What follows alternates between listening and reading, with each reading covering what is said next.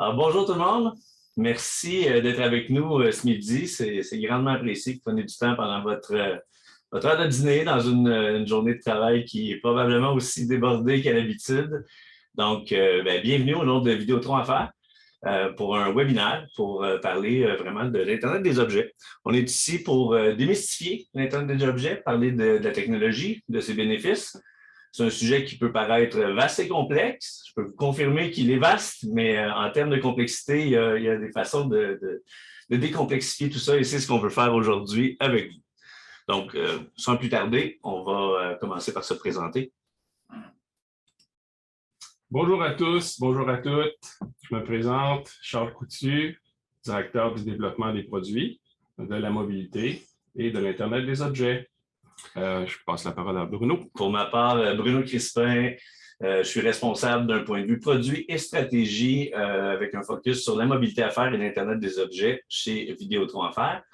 Alors, j'en profite tout de suite pour vous dire, on est en direct des studios de 2C2B à Boisbriand.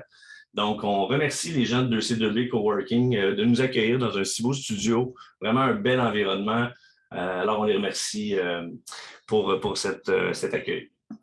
Sans plus tarder, on a qu'une heure, hein? Alors on va y aller en rafale. On a parlé de démystifier, simplifier, donc on y va avec un agenda très simple. On va couvrir ça vraiment avec 3 chapitres pour vraiment être capable de bien comprendre le grand environnement de l'Internet des objets. Alors, on va débuter avec la portion de qu'est-ce que l'Internet des objets, hein, IDO, ou son acronyme anglophone, IoT, qu'on entend aussi, donc Internet of Things. Par la suite, on va enchaîner vraiment avec le cœur de la compréhension d'une solution IoT, vraiment les composantes essentielles là, pour déployer une solution IoT.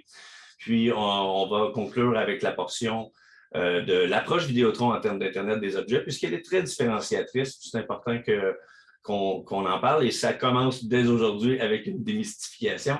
Et évidemment, on va se garder du temps pour une période de questions là, pour être capable de répondre au maximum de questions que vous aurez. Et pour celles qu'on n'aurait pas le temps de répondre, n'hésitez pas à les laisser dans le chat. Ça nous fera plaisir d'y répondre par la suite après le webinaire. Donc, sautons tout de suite dans le feu de l'action. Et Charles, tu vas commencer par nous donner un petit peu là, une démystification. Qu'est-ce que l'Internet des objets IoT IDEO? Merci Bruno. Donc, on va faire ça en bonne introduction. Au commencement, ou à l'origine de l'Internet des objets, on avait le M2M. Probablement, vous connaissez l'acronyme Machine to Machine. On parle d'une interaction toute simple entre, dans le fond, un capteur puis un ordinateur. De là, l'acronyme 2 machines, dans le fond. Les débuts du M2M, on peut dire fin des années 90. Je me souviens encore, je travaillais chez Matra, on bâtissait des réseaux cellulaires, GSM, groupe spécial mobile. D'ailleurs, c'est les Français qui ont inventé ça, Bruno. Mm-hmm. L'acronyme a changé, mais ce qu'on a utilisé par la suite, c'est 2G.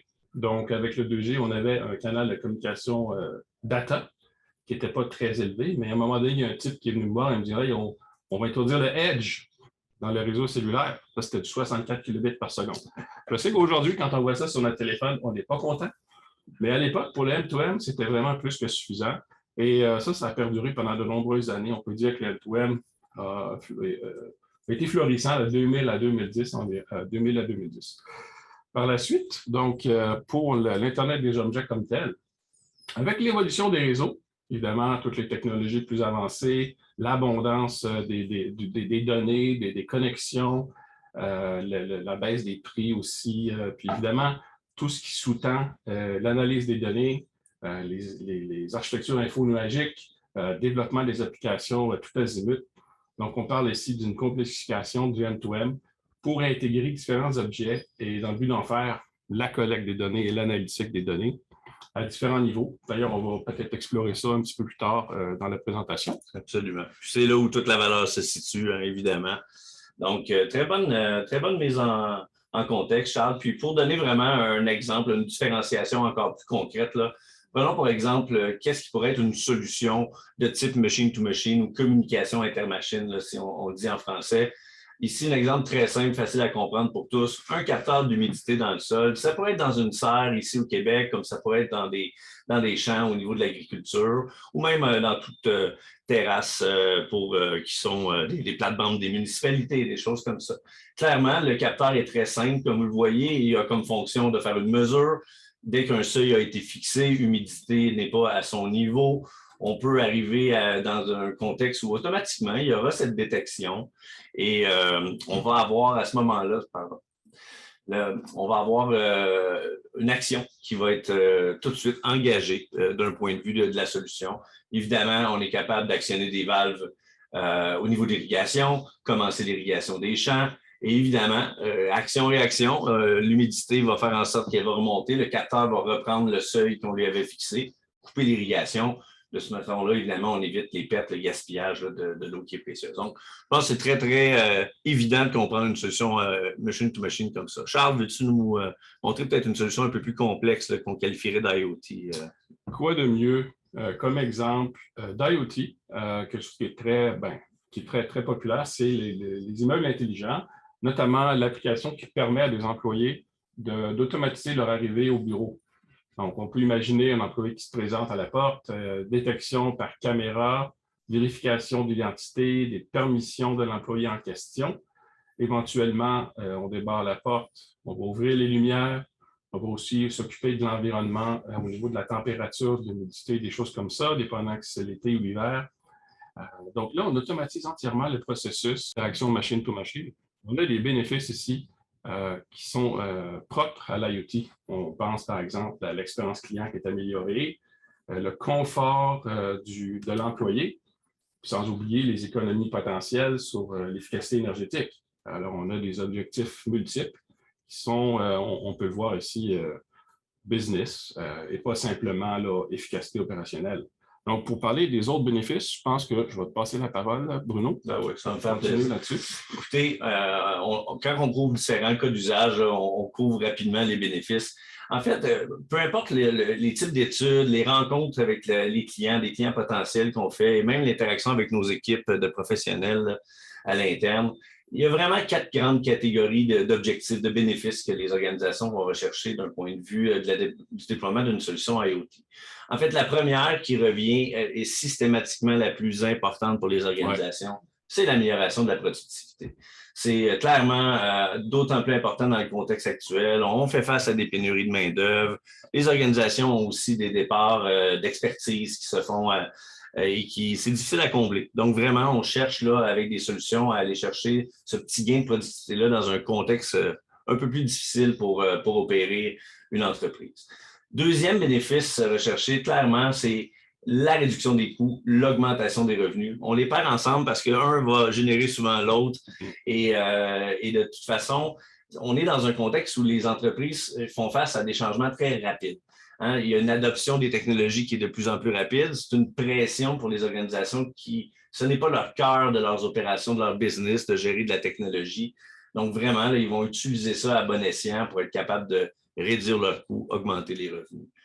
La troisième catégorie, vraiment importante et de plus en plus importante, la réduction du gaspillage, de l'empreinte écologique. Tout à l'heure, on voyait l'exemple pour l'irrigation. Je pense que c'est très évident. Pensez aussi à tout le gaspillage qui peut se faire au niveau des conduites d'eau potable, les fuites d'eau, la détection des fuites d'eau. C'est des solutions qui sont disponibles aujourd'hui. On veut s'assurer de protéger des ressources essentielles comme ça. Donc, vraiment, là, c'est un des bénéfices qui va être recherché, pas seulement par les villes, aussi par les entreprises. C'est très important pour eux là, de respecter ces normes-là, puis de montrer vraiment leur côté social, responsable socialement d'un point de vue corporatif. La dernière, je dis dernière, mais en fait, la dernière des 4 plus importantes catégories au niveau des objectifs, des bénéfices, c'est vraiment d'améliorer l'expérience. Puis l'expérience, c'est global, hein? L'expérience des clients, l'expérience des employés, l'expérience des citoyens aussi.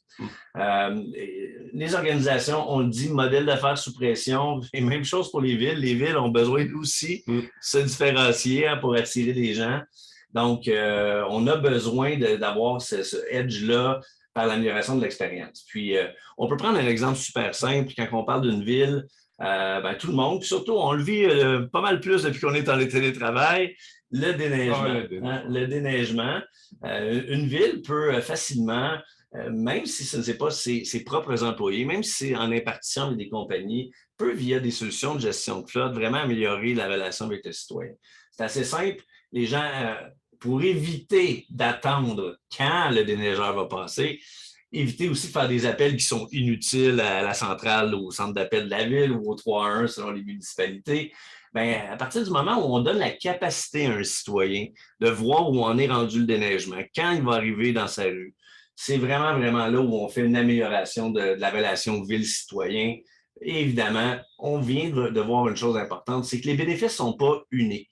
On est capable d'avoir des bénéfices multiples avec la solution, puisqu'on vient de donner comme exemple amélioration de la relation citoyenne. Évidemment, il y a une réduction des coûts d'un point de vue de la ville. Puis globalement, on peut même faire de l'amélioration de productivité puisqu'on est capable de faire de la prévisibilité en termes d'avoir une optimisation des routes. Donc, excellent, excellent. C'est vraiment des bénéfices qui sont importants et qui vont demeurer importants à atteindre pour les organisations. Puis on s'est dit, on va prendre aussi un exemple assez concret, un exemple de notre côté. Donc, nous sommes loin d'être un cordonnier mal chaussé. On adopte la technologie chez nous, évidemment, et on recherche les mêmes bénéfices qu'on vient de vous présenter. Je donne un exemple très évident. On a énormément de techniciens sur la route, comme vous le savez. On a des techniciens qui vont faire des installations dans les entreprises, des installations chez nos clients à la maison.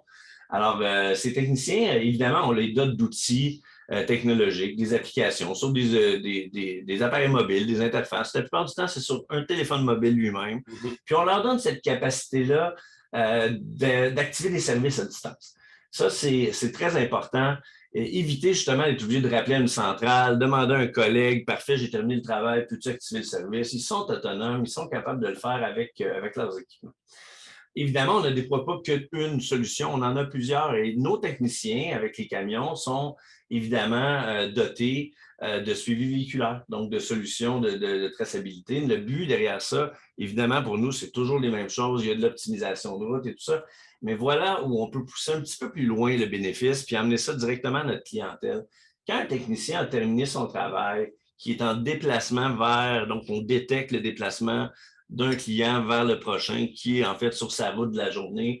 Il y a une configuration automatique au niveau de la tâche, de la fin de tâche qui est faite et ça nous permet de déclencher automatiquement un appel automatisé au client qui va lui dire « Bonne nouvelle, le technicien est en route et vous êtes le prochain client en liste. » Donc, encore une fois, je pense que c'est évident. On déteste tous se faire dire « Soyez disponible, on passera entre 8 heures et 8 heures le soir à la maison. » On est capable de donner un petit peu plus de liberté à nos clients. Surtout en télétravail, encore une fois, c'est quand même intéressant de savoir qu'on peut informer nos collègues « Je dois m'absenter 5 minutes. J'ai un technicien de Vidéotron qui arrive à la maison. » C'est un peu comme ton exemple tout à l'heure avec le déneigement, le parking. Je sais qu'où j'habite, c'est 12 heures de temps que tu ne peux pas parker. Alors, si on savait plus pertinemment quand il viendrait, on pourrait gérer probablement un petit peu mieux notre temps. Absolument. Ça, c'est un peu la même problématique. Absolument. Donc voilà, écoutez, on continue. Charles, s'il vous plaît, emmène-nous maintenant au cœur d'une solution IoT. De quoi est fait l'Internet des objets? Donc, avec plaisir, là, on a fait un petit survol, un genre de mise en bouche sur le sujet. Maintenant, on va entrer dans les détails. Donc, peut-être pas nécessairement plus technique, mais peut-être un petit peu plus fourni en termes de détails. Alors, de quoi est fait l'Internet des objets? Là, on va vous parler de plusieurs composantes. La première composante qui vient à l'esprit, normalement, c'est les applications. C'est ce qu'on voit, c'est ce qu'on utilise le plus souvent. C'est ça qui est, en fait, qui a beaucoup de valeur, effectivement, qui peut avoir énormément de valeur, en fait. Donc, qu'est-ce que c'est les applications? Il y en a des centaines d'applications. Alors, pour la définir de manière cohérente, on va dire que c'est un système qui collecte, qui analyse les données, dans le fond. Donc, on peut avoir différents niveaux d'analyse de données, puis on peut avoir différents volumes de données aussi. À la base, qu'est-ce qu'on fait? C'est qu'on fait de l'analyse descriptive. Donc, qu'est-ce que c'est? C'est des rapports d'usage, on voit les tendances, etc. Donc, on fait juste regarder en temps réel ou en différé l'évolution du parc de données qui est devant nous.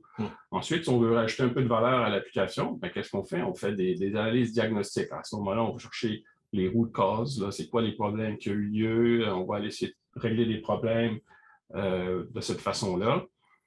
Plus on monte dans la chaîne de valeur, on arrive à une analyse prédictive. Donc, à ce moment-là, OK, c'est intéressant, on est capable prédire avec nos données qu'est-ce qui va se passer. Souvent, on va parler de jumeaux numériques, entre autres, où est-ce qu'on va, on va dire qu'on va mettre un modèle 3D ou un modèle digital pour représenter nos données et faire des meilleures prédictions. Donc ça commence à être vraiment très intéressant. Et ultimement, une application pourrait aussi agir sur l'environnement. On va appeler à ce moment-là, on va dire des analyses de données prescriptives. Ça veut dire qu'on va faire un feedback, la fameuse loupe, de feedback là, pour, par exemple, aller modifier dans notre environnement, corriger les problèmes de manière préventive.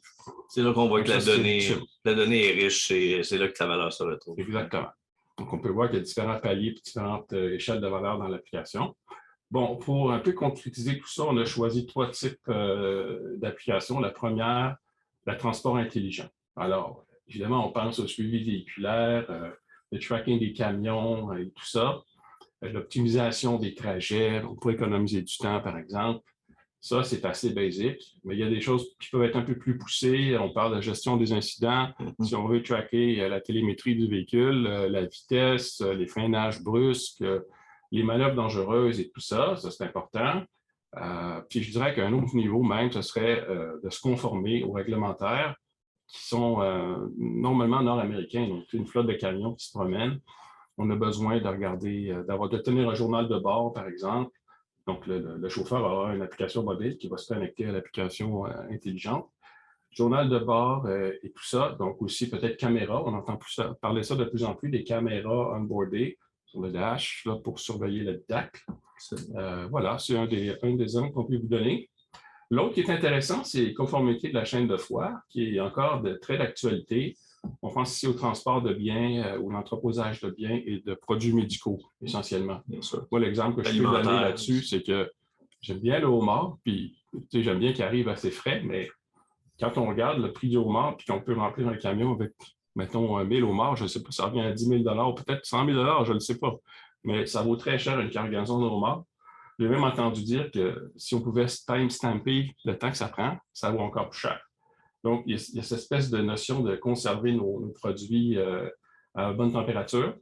Il y a évidemment les produits médicaux, donc les vaccins, etc., toutes sortes de produits qu'on veut transporter dans une condition acceptable.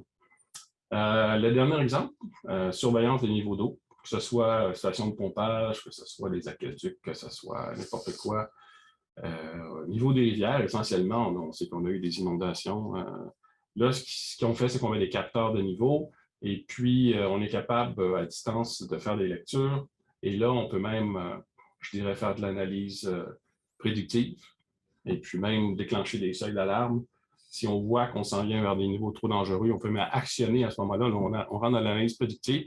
On peut actionner des valves et des choses comme ça. Pouvoir déclencher des chaînes de communication. Déclencher une chaîne de communication pour procéder aux interventions. Donc, ça, c'est juste pour vous donner un aperçu de ce que c'est une application IoT. On voit que c'est quelque chose qui peut avoir énormément de valeur pour les clients. En fait, c'est au cœur. C'est au cœur. Toute la valeur est tirée de l'application.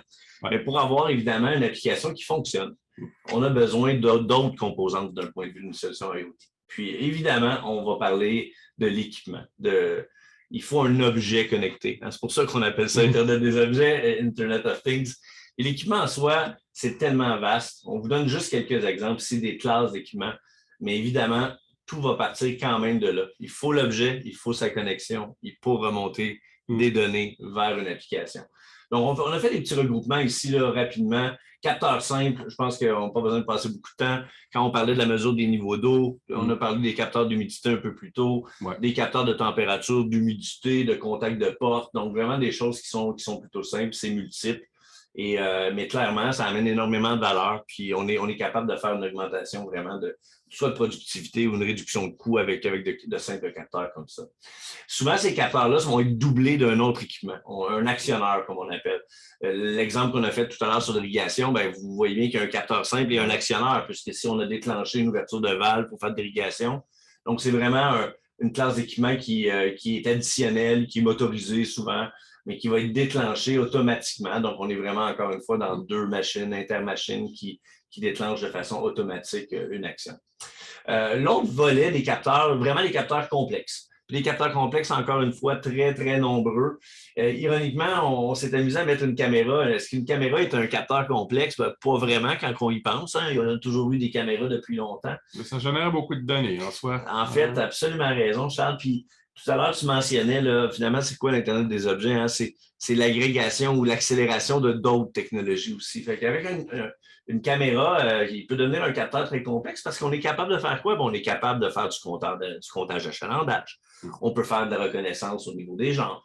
On est capable de voir combien de temps des gens dans un commerce vont passer devant un étagère. Qu'est-ce qu'ils vont faire après? Donc, évidemment, avec ça, là, on recueille énormément d'informations. Puis, c'est là où ce capteur, peut-être simple à la base, peut devenir complexe dans une solution. Effectivement, il y a beaucoup de gens qui se préoccupent de la vie privée. Donc, quand on pense à des signaux de caméra, puis on va les traiter numériquement, bien, on élimine totalement l'image. On garde juste les points de référence qui nous permettent de faire des analyses. Donc, ça peut devenir assez complexe en soi. Absolument. Autre groupement, capteurs personnels. Donc, on est nombreux à avoir des montres connectées, mais ce n'est pas vraiment à ça qu'on fait référence. Mais le même objet, la même montre connectée peut devenir évidemment un capteur d'Internet des objets qui a beaucoup de valeur. Prenons des exemples dans des résidences pour personnes âgées ou tout simplement des centres de soins. Bien, le même type de capteur peut vraiment amener énormément de valeur. On peut faire de la prise en temps réel sans intervention humaine de signes vitaux. On est capable d'identifier peut-être de façon proactive qu'il y a des choses à aller valider aujourd'hui. Ça permet d'optimiser le temps du corps médical. On peut avoir sur ces mêmes petits capteurs-là, on peut avoir des boutons d'urgence. Les gens, une mauvaise chute, besoin d'attention particulière. Les gens n'ont pas besoin de chercher une sonnette à gauche, à droite. Ça peut être disponible pour eux. Pensez à tous les bénéfices aussi de ce type de capteur-là.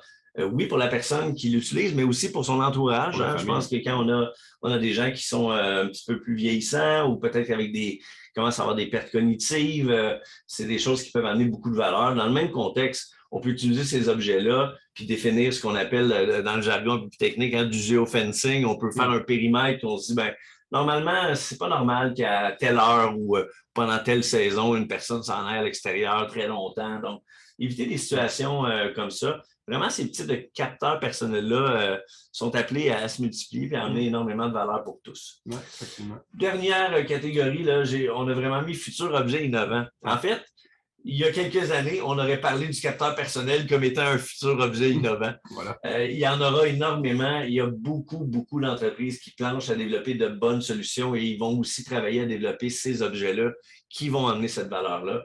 Pourquoi on parle futur? Parce qu'il continue à avoir vraiment une accélération au niveau de la miniaturisation. Comme vous savez, d'un point de vue des cartes SIM, on est capable de faire des cartes SIM virtuelles, ce qu'on appelle des eSIM maintenant, qui sont vraiment soudées, montées sur les circuits imprimés. Donc, vraiment, là, il y aura énormément d'évolution à ce niveau-là. Mais évidemment, qui dit équipement, pour aller vers l'application, on a besoin de connectivité. Hein? On a besoin de connectivité, on a besoin d'un accès réseau. L'Internet des objets, c'est important de le mentionner, ça peut se faire sur n'importe quel type d'accès. L'important, c'est d'amener l'Internet vers un objet et vice-versa, de permettre de ramener de l'information. Donc, sachez que ça peut se faire sur des réseaux filaires, hein, sur des réseaux de fibres, sur des réseaux de câbles. C'est très possible de le faire à partir du moment où on est dans un environnement qui est propice, dans un immeuble, c'est un bon exemple. Mais évidemment, la multiplication des déploiements va se faire à partir souvent de protocoles sans fil. C'est plus simple. Ça nous évite de faire du filage inutile, parfois pour une seule solution, un seul capteur. Donc, c'est pour ça qu'on va parler beaucoup d'un point de vue de la connectivité sans fil. Puis, il y a vraiment deux spectres à ça. Hein. Il y a le courte portée, dans ce qu'on appelle le short range. Il y a des protocoles là-dedans, il y en a énormément. Vous en connaissez, on utilise tous du Wi-Fi, des capteurs, des équipements connectés sur les réseaux Wi-Fi. Il y en a. Et c'est très, très, très utilisé. Et dépendamment des cas d'usage, évidemment, là, ça vaut la peine. Même logique pour le Bluetooth. On a des capteurs de Bluetooth. Hein, on peut avoir des bornes qui ramènent cette information-là vers l'Internet. Donc, Bluetooth en est un. Et je vous dirais que dans la courte portée, là, on peut littéralement avoir un maillage de plein de technologies, même des anciennes technologies, mais des technologies plus vieilles comme du RFID peuvent être utilisées pour certains objets pour être ramenés. Dans le fond, le but, c'est d'être agnostique de la connexion, on peut dire. Totalement, parce que la connectivité n'est qu'au service de l'application pour emmener la connectivité de l'équipement. La portion des réseaux de longue portée, par contre, c'est là où vraiment, quand on va parler d'Internet massif, de déploiement massif, c'est évidemment les réseaux de longue portée qui vont permettre tout ça. Vraiment deux types. Les réseaux mobiles, tout le monde connaît ça. On ne passera pas énormément de temps. Si je vous dis LTE, si je vous dis 5G, je pense que tout le monde connaît ces réseaux. Par contre, vous voyez, on a pris soin de mettre LTE-M entre les deux.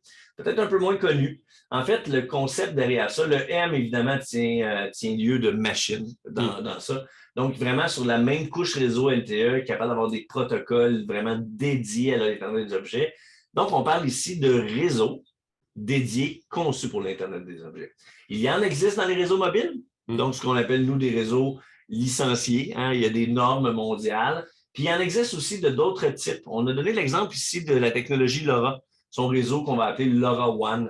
Donc, vraiment, c'est une technologie bien déployée, très mature, bien présente en Europe, bien présente en Asie, commence à faire pas mal de développement et d'accélération ici en Amérique du Nord. D'ailleurs, on a au Québec, on a un partenaire de Vidéotron, mais une entreprise innovante qui lui-même déploie son réseau et exploite un réseau LoRaWAN qui s'appelle Xtelia. Donc, c'en est un exemple d'un réseau dédié à l'Internet des objets. Globalement, quand on regarde ces réseaux-là, le choix, Charles, tu le mentionnais tout à l'heure, d'être agnostique technologiquement, qu'est-ce que ça veut dire? Ça veut dire qu'en fonction du cas d'usage, qui lui est dépendant des bénéfices, des objectifs que les organisations vont rechercher, on va choisir la bonne technologie. Quand je parlais d'LTE-M tout à l'heure et de LoRa, donc on parle de réseaux dédiés à l'Internet des objets. On a essayé d'éviter le plus possible les acronymes pour vous aujourd'hui, mais c'est important d'en démystifier aussi. Souvent, on va attribuer un acronyme à ces réseaux dédiés à l'Internet des objets. On va les appeler des réseaux LPWA. C'est de l'anglais, Low Power Wide Area. Si on veut le traduire en français, très simple, faible puissance, longue portée. Donc, des réseaux de faible puissance, longue portée. Le LTE-M va vraiment cadrer dans ce type de technologie-là, tout comme du NB-IoT et tout comme les réseaux LoRa, donc LoRaWAN qu'on parlait un petit peu plus tôt. Qu'est-ce que la particularité? Clairement, portée de couverture élargie, c'est intéressant. Ça évite de faire des déploiements additionnels pour aller chercher des petits objets qui seraient un peu en périphérie des couvertures réseau. Et le grand bénéfice, c'est la longévité. La longévité, l'autonomie, la durée des batteries. En fait, l'objectif derrière tout ça, c'est qu'avec ces réseaux-là, on est capable de moduler les protocoles de communication. On réduit le nombre d'interactions réseau-appareil, ce qui fait en sorte qu'on donne plus d'autonomie. Si on veut atteindre le déploiement vraiment massif des objets, prenons l'exemple des villes intelligentes, use case évident pour des réseaux de faible puissance et de longue portée. L'objectif, c'est de numériser le plus de biens physiques en biens numériques. Pour ce faire, c'est magique, mais s'il faut aller changer des batteries aux 3 mois, aux 6 mois, ça ne fait pas de sens. Les économies ne seront pas là, les gains en efficacité non plus. Donc, c'est là où les réseaux comme ça vont entrer en ligne de compte. Ils vont permettre vraiment une autonomie beaucoup plus grande. On peut parler de plusieurs années avec un capteur qui va rouler sans même qu'on ait besoin de faire des remplacements. Ça peut aller jusqu'à 5 ans, 6 ans. Et vous savez, on parlait de fusion-agrégation avec les autres technologies. Les batteries s'améliorent, les réseaux s'améliorent aussi, donc ça permet vraiment ça. Dans ces grands regroupements de réseaux dédiés à l'Internet des objets, plein d'autres use cases, mais pensez à des suivis d'actifs qui sont non motorisés. Donc, on n'a pas accès à du courant sur un camion. Donc, quand on veut suivre un actif lui-même, qu'on vient de numériser, que ce soit une palette, des choses qui ont beaucoup, beaucoup de valeur, on va utiliser ce type de réseau-là. Évidemment, même logique pour les bâtiments intelligents. Oui, dans un bâtiment, souvent on a accès à Internet, mais il y a des recoins dans des bâtiments qu'on couvre moins bien.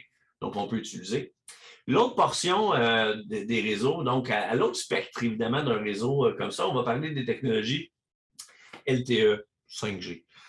Qu'est-ce qui est différent dans ces technologies-là? On n'est plus à la recherche nécessairement juste de l'autonomie. Ce qu'on veut, c'est plus de débit, une latence réduite. La performance, tout simplement. De l'autre côté, on n'avait pas besoin de cette vitesse-là pour le faire. Donc, aujourd'hui, le LTE, très bien utilisé. Pensons à tous les bénéfices qu'on a maintenant d'avoir du Wi-Fi dans nos transports en autobus, intercités, éventuellement, probablement même à l'intérieur des villes, des bornes de libre-service. des commerces en self-checkout, qu'on dit, donc des commerces autonomes.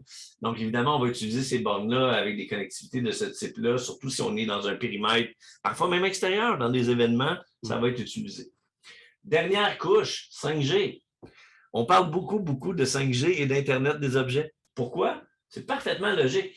Dans les grands bénéfices de la 5G, c'est la capacité des réseaux mobiles à supporter un nombre plus élevé de connectivité par site. Donc, ce qu'on appelle le Massive IoT. Mais outre ça, les bénéfices, on les connaît. Vitesse accrue, latence réduite. Donc, évidemment, les cas d'usage pour ça vont être différents. On va vraiment aller dans des choses qui sont plus critiques aux opérations. En anglais, on dit mission critical. Donc, vraiment, on peut penser à des véhicules d'urgence, des ambulances sur lesquelles on est vraiment en échange en temps réel de données avec le corps médical en attente d'arriver à l'hôpital. On parle d'affichage numérique, ça se fait déjà sur d'autres types de technologies, mais la journée qu'on veut faire des méga panneaux 100% connectés d'un point de vue sans fil, qui dit grand écran, il dit grande résolution, c'est énormément de données. Donc, ça serait des use cases qu'on peut voir d'un point de vue du 5G. En fait, on a couvert cette portion-là, puis ici, là, on le ramène un petit peu plus pour voir proportionnellement la croissance est où, les parcs d'objets connectés, ça ressemble à quoi. Donc, vraiment, là, on parlait tout à l'heure de faible puissance et de longue portée. Là, on va parler de faible débit ici sur ce que vous voyez à l'écran, ce qui est en noir. Et vraiment, les réseaux autres, comme du LTE, du 5G, on va parler de haut débit.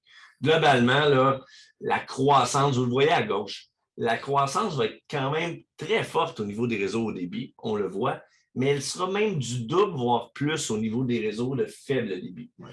Donc, je pense que ce qui est important de noter derrière ça, c'est que malgré qu'on aura vraiment une évolution des réseaux 5G dans leur déploiement et aussi dans leur performance, il va coexister ces couches de réseaux-là de faible puissance et de longue portée tout au long du cycle de vie de la 5G. Puis, là, on vient de parler de croissance. Quand on regarde au centre, de ce que vous voyez, c'est qu'au fur et à mesure où on décommissionne aussi les réseaux d'ancienne génération, 2G, 3G, il y en aura de moins en moins et on va se trouver une certaine parité en volume d'objets connectés, entre ce qui est de faible débit et de haut débit. Donc, de bonnes statistiques qui nous montrent à quel point la croissance va être forte dans les prochaines années. Puis, c'est intéressant de voir que finalement, le 5G ne va pas tout remplacer. On voit la zone en noir, le faible débit IoT massif, c'est énorme, c'est la moitié de l'attaque. Ça va continuer à croître. Donc, c'est important que toutes ces technologies restent. Elles vont rester longtemps. Puis, d'utiliser la 5G comme un réseau parapluie, si on veut, pour la suite des choses. Mais, je pense que le mot-clé, c'est la cohabitation des technologies. Cohabitation. On va poursuivre. Donc, tu me passes la souris. Écoute, on est rendu dans la troisième partie qui est la plateforme de gestion. Alors, la plateforme de gestion, c'est quelque chose d'extrêmement important. C'est ce qui cimente, en fait, c'est ce qui va assurer la communication, on va dire, bout à bout, entre les objets, dans le fond, et les applications. Donc, on a vu les applications très haute valeur, on veut les donner, on veut les analyser, on voit les objets, comment est-ce qu'il y en a des tonnes d'objets. Là, on vient de parler de la connectivité, mais dans le fond, qu'est-ce qui fait? En fait, si je faisais une analogie, on va dire une analogie avec le corps humain, je dirais que l'application et le cerveau, dans le fond, qui contrôlent. Je dirais que les capteurs, on peut parler des doigts, des yeux, des oreilles. Mais ce qu'on parle ici, le cœur de la plateforme, c'est vraiment, c'est ça, c'est le cœur, en fait. Donc, on peut dire que la plateforme de connectivité, ça représente le cœur ou l'ensemble des nerfs qui va acheminer toutes ces informations-là. Donc, à travers les réseaux. Donc, c'est vraiment très, très important. J'aime ton analogie, Charles, puis la connectivité serait le sang, finalement. On pourrait dire ça, ou les nerfs. Mais le cœur qui pompe, là, c'est notre plateforme. Donc, j'ai essayé de la diviser, la plateforme. On va simplifier ça un petit peu en différentes catégories. La première catégorie, ça va être la gestion des cartes SIM, donc l'ensemble du cycle de vie des cartes SIM. Quand on parle d'activer, désactiver des SIM, suspendre des SIM, on peut faire ça de manière autonome. Il y a les formats de SIM aussi qu'on veut regarder. Donc, il y a des formats qui sont faits pour l'industriel, des formats qui sont faits pour le commercial. Formats virtuels. Évidemment, les formats virtuels. Fait qu'il y a évidemment, à part les formats, il y a aussi la configuration des SIM. On a des SIM standards, et il y a aussi les SIM qu'on a besoin, qui sont un plus aussi pour le client parce qu'on n'aura plus besoin de remplacer des SIM. Donc, une fois qu'on a la eSIM, on pérennise l'ensemble de nos SIM qu'on a déployés dans le réseau. Deuxième portion, gestion des réseaux d'accès. Donc, ça fait un peu le lien avec ce que Bruno parlait tantôt. On doit être agnostique des réseaux, on doit être capable de se connecter à n'importe quelle technologie pour rencontrer tous les besoins des applications, acheminer donc les données par ces réseaux-là. On parle de choisir notre technologie, on peut même dire qu'on peut choisir des zones de couverture. Donc, la plateforme doit te donner accès à une granularité jusqu'aux opérateurs. Et comme ça, tu peux décider que, par exemple, pour ta flotte de camions nord-américaine, tu vas avoir une seule couverture globale ou tu peux décider autrement. Mais l'important ici, c'est de voir que la plateforme est plus en mode Connectivity as a Service. Autrement dit, quelqu'un peut se poser la question, ben moi, je veux avoir déployé mes caméras mobiles à travers le monde, mais je n'ai pas envie de changer ma SIM à chaque fois. On va prendre une plateforme qui est universelle. Plusieurs plateformes. Donc, c'est ça. Donc là, tu as une plateforme universelle, une carte SIM universelle, puis des réseaux mobiles qui fonctionnent partout. Ça, c'est vraiment important. Troisième élément, c'est la gestion des équipements connectés, donc qui génèrent des données d'usage, donc des coûts essentiellement. On est capable de pouvoir aller chercher les forfaits qu'on a besoin, les forfaits de données qu'on a besoin, associés à la couverture qu'on a choisie précédemment. On veut pouvoir aussi configurer des alertes, par exemple, de consommation, etc. On voit les rapports d'usage en temps réel à ce moment-là. Quatrième catégorie, tout ce qui est sécurité, c'est quand même assez important, on en entend parler souvent. On veut que nos objets soient sécurs, on veut que nos données soient sécures. Il y a toutes sortes de normes canadiennes et internationales au niveau des données, de la privatisation des données. Donc, ici, on parle de protocoles qui vont nous permettre de traverser l'Internet de manière sécure, qui vont nous permettre de nous connecter à des réseaux on-site ou des réseaux chez le client ou des réseaux dans le cloud. On parle de toutes sortes de protocoles. Je vais éviter de faire la liste, mais les gens connaissent probablement tout ce qui est APN privé et VPN, par exemple, juste pour donner un exemple. Mais l'avantage de ça, c'est de pouvoir se connecter, donc, en fait, à toutes sortes d'applications IoT. Donc, les applications, si elles sont sur des serveurs privés chez un client ou si elles sont hébergées chez AWS, chez Microsoft, on doit être capable de faire le pont et d'assurer la communication avec toutes ces applications-là de manière sécure. Donc, ça, c'est quand même très important. Puis, si on ajoute d'autres applications, on doit être capable de faire la même chose.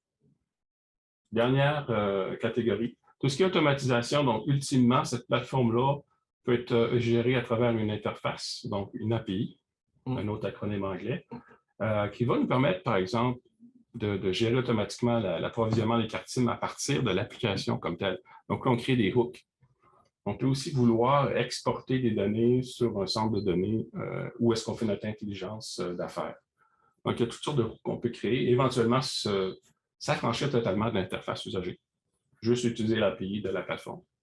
C'est là pour intégration, multiplateforme, multi-application, intégration complète avec des processus qui sont simplifiés à l'externe. Fait qu'on voit toute la valeur d'une plateforme, mais surtout d'une plateforme de nouvelle génération. Exactement. Ouais. Exactement. D'ailleurs, parlant de ça, quand même assez fier d'annoncer aujourd'hui que nous avons établi un partenariat. Qu'on va couvrir dans quelques secondes. Excuse-moi, il me reste une slide. Désolé. Non, en fait, on va juste, celle-là va aller bien. C'est juste pour vous exploser un peu le processus de commande des cartes SIM. Un petit exemple. Un usager sur son portail de plateforme de gestion des objets commande ses SIM, active les SIM, choisit un tarif, une couverture et se connecte de manière quasi instantanée. Donc, ce qu'il faut comprendre ici, c'est que le processus est entièrement sous forme autonome et se fait de manière transparente et très rapide. Et peut se faire aussi en batch et non pas nécessairement une SIM à la fois. On peut envoyer 1000 SIM dans le champ puis les configurer en un seul clic. Tu vas supporter l'Internet massif. Exactement. Et j'en reviens à ce que je disais tout à l'heure. On est vraiment très fiers d'annoncer notre partenariat avec MNFI, qui est vraiment, on voit comme une expertise de deux entités. Nous, on est des experts réseau. On investit des centaines de millions dans les réseaux, dans les nouvelles technologies. On maintient des réseaux à la fin de pointe de la technologie. D'un côté, MNFI, c'est des experts dans tout ce qui est plateforme info nuagique. Ils ont adopté une architecture donc, avec une API ouverte. Donc, c'est drivé par l'API, dans le fond. Ils développent ça sur Amazon en particulier, AWS. Donc, c'est une plateforme ultra évolutive. On est vraiment content. On pense qu'avec ces deux morceaux-là, on a deux gros morceaux dont on vient de parler tout à l'heure. On avait 4 morceaux. Là, on a les réseaux d'accès puis on a la plateforme de connectivité qui vient avec. Donc, dans le fond, qu'est-ce qui manque dans l'équation ici à l'écran? Il manquerait les applications. Exact, les solutions. Donc, c'est là que va peut-être, Bruno, tu pourras nous parler de notre approche. Ben oui. En fait, globalement, je pense que tu le couvres bien avec MNFI, là, annonce qu'on a pu faire de façon aujourd'hui très officielle et on en est content, un partenariat technologique vraiment, vraiment clé. Charles parle de l'approche de Vidéotron. Attendez un petit peu, excusez-moi, l'approche de Vidéotron à faire. Clairement, le mot partenaire pour nous est clé là-dedans. Pour être capable de déployer des solutions pertinentes pour les organisations puis nos clients, nos entreprises en général, il faut les bons partenaires. MNFI, c'est pas pour rien qu'on s'est associé avec eux. Non seulement ils sont d'une plateforme de nouvelle génération, mais encore tout récemment, il n'y a même pas 2 semaines, ils ont remporté le prix la solution innovante d'un point de vue connectivité à Barcelone au niveau IoT. Donc, ils sont vraiment à la fine pointe. Donc, on est vraiment content de pouvoir mettre les 2 expertises au service des besoins de nos clients. C'est la même logique à d'autres niveaux. Je reviens sur Xtelia, on mentionnait tout à l'heure un partenariat. L'automne dernier, on était très fiers d'annoncer ce partenariat-là. Xtelia, c'est une compagnie innovante d'ici au Québec. Et sachez qu'ils n'exploitent pas seulement un réseau. Oui, ils sont les seuls à opérer un réseau de grade carriers, je dirais, donc de grade opérateur d'un point de vue LoRa au Québec, mais c'est beaucoup plus que ça. L'avantage d'Xtelia, l'avantage de ce partenariat-là, c'est les solutions. La technologie LoRa, c'est une alliance mondiale qui est mature et dans laquelle il y a des solutions disponibles dès aujourd'hui pour adresser beaucoup de cas d'usage. Donc ça, c'est le gros avantage. Évidemment, il y a une expertise chez le partenaire qu'on apprécie énormément. Puis, ils ont une plateforme aussi. Charles, tu as couvert beaucoup de choses sur la plateforme. On n'en parlera pas beaucoup, mais une plateforme de gestion de la donnée, là, puis être capable de bien manipuler nos données qu'on a des objets connectés, ça a beaucoup, beaucoup de valeur. Donc, c'est pour ça qu'on aime miser dans notre approche sur des compagnies innovantes comme ça. Puis, je dirais, en fait, notre approche va beaucoup plus loin. C'est miser sur l'innovation locale. Ça, c'est important pour nous. En fait, c'est au cœur de notre ADN. Notre ADN chez Vidéotron, notre ADN chez Québécois en général. On est choyé au Québec. Au Québec, on a vraiment un écosystème d'innovation florissant. On a énormément de compagnies qui développent des solutions, des équipements, des technologies. Donc, de notre côté, là, ce qu'on veut, c'est valoriser l'entrepreneuriat, valoriser l'innovation, valoriser les entreprises d'ici le plus possible. Puis, on va pousser beaucoup plus loin cette approche-là. Clairement, on le fait pour le mettre au service de nos clients, mais on va plus loin que ça parce que ces entreprises-là, on est prêt à aller jusqu'à s'investir avec eux, puis développer avec eux. À partir du moment que ça fait du sens de façon globale pour les entreprises du Québec, on pense que c'est vraiment la bonne chose à faire. Ça vient mettre en lumière vraiment toutes les initiatives qu'on a, incluant la division Asterix. Ça a été lancé encore tout récemment par Québécois. C'est vraiment, en anglais, on va parler de Capital Venture. C'est la cellule de capital de risque et de support à l'entrepreneuriat innovant de Québécois. Donc, nous, on a comme mandat clair de travailler avec eux, puis d'être capable de faire rayonner des entreprises qui innovent bien et pour lesquelles on pourrait pousser plus loin la relation de partenariat. Donc, c'est vraiment au cœur de notre approche. Globalement, là, si on résume notre approche, parce que clairement, on est là pour bien aider nos clients, supporter aussi des solutions quand c'est déployé. Mais ce qu'on veut vraiment, là, c'est suivre 4 points qui sont des principes directeurs pour nous. Ouais. Avant tout, on est centré sur le besoin de notre client. Il faut prendre le temps de le comprendre. Donc, les bénéfices, les objectifs qu'on parlait un petit peu au début, là, c'est essentiel. Notre but à nous, c'est de comprendre ce que le client veut faire. C'est comme ça qu'on va être capable aussi d'identifier les composantes qu'on a couvertes ensemble tout à l'heure, les 4 composantes essentielles. Elles se définissent seulement quand on a bien compris le besoin du client. L'autre portion, l'agnosticité technologique, je ne vais pas plus loin dans ça, on l'a couvert pour nous. On ne commence pas par parler de connectivité.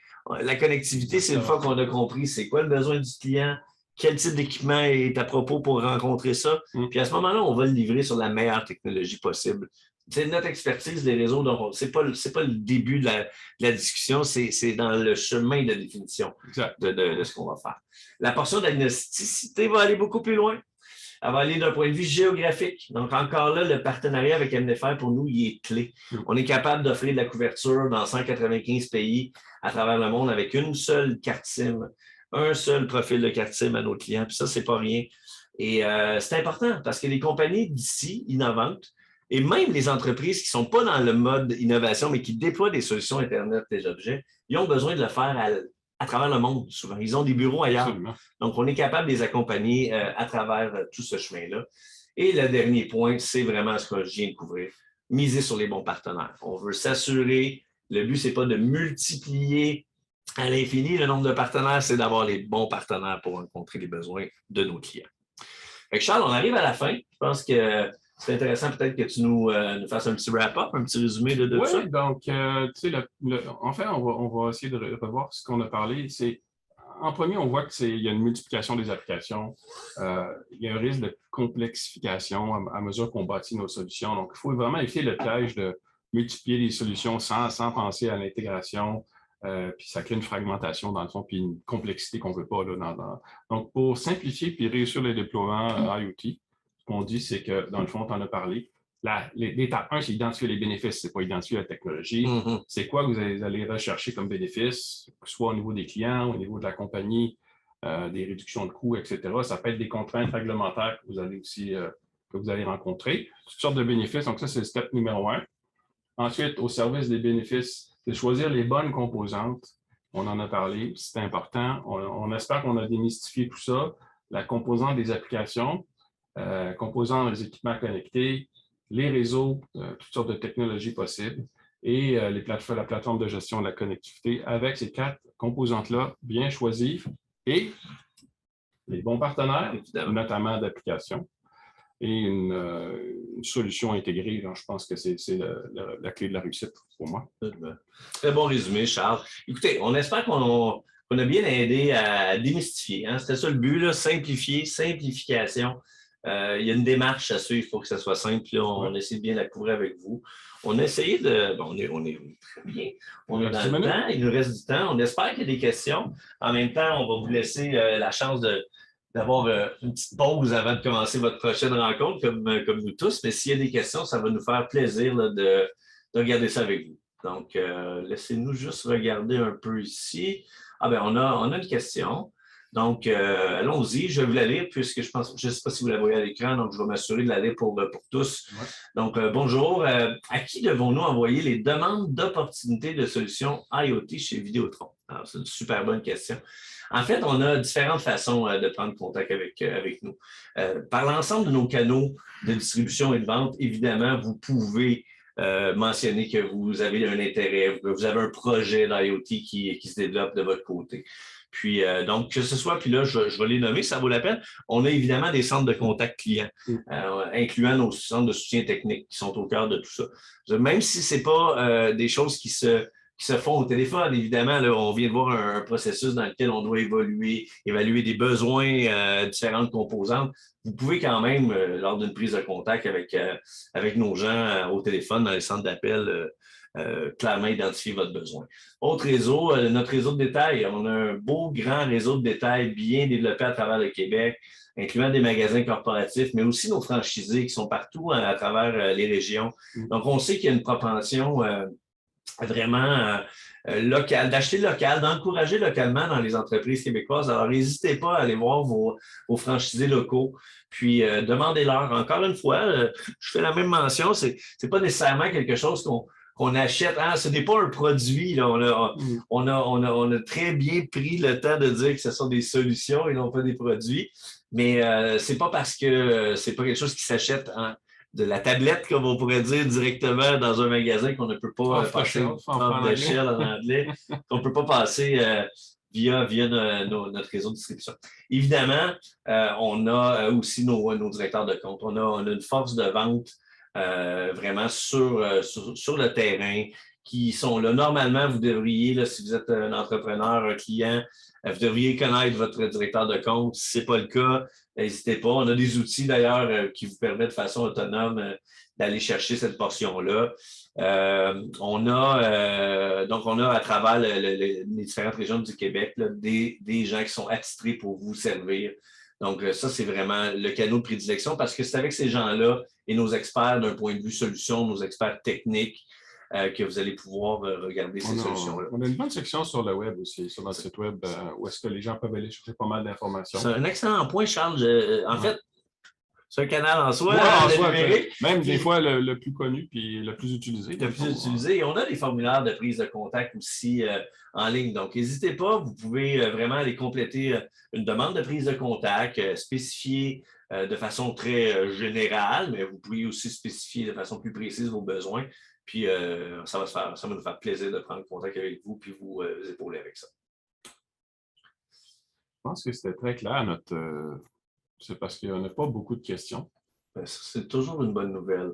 De toute façon, ça nous permet, je pense, de faire deux choses ici. La première, c'est vous remercier à nouveau. Vous remercier à nouveau de votre temps. Absolument. Merci de consacrer du temps durant l'heure du dîner dans des journées de travail qui sont quand même très occupées. Puis l'autre portion, je vais en profiter pour vous réitérer. Le chat reste ouvert souvent un petit peu plus longtemps. Donc, n'hésitez pas. Des questions additionnelles, des choses que vous ne vouliez pas nécessairement qui soient discutées de façon public devant tout le monde, n'hésitez pas à nous écrire, ça va nous faire plaisir d'y répondre. Puis une petite dernière chose, Charles, je vais te remercier. Écoute, Bruno, c'était un grand plaisir de faire ça. Puis une dernière fois, merci aux gens de 2C2B ici à Boisbriand pour leur accueil chaleureux dans leur studio, qui est technologiquement vraiment bien fait. Alors, un grand merci à tous, puis on va vous souhaiter une belle après-midi. Merci beaucoup. À la prochaine. Bonne fin de journée.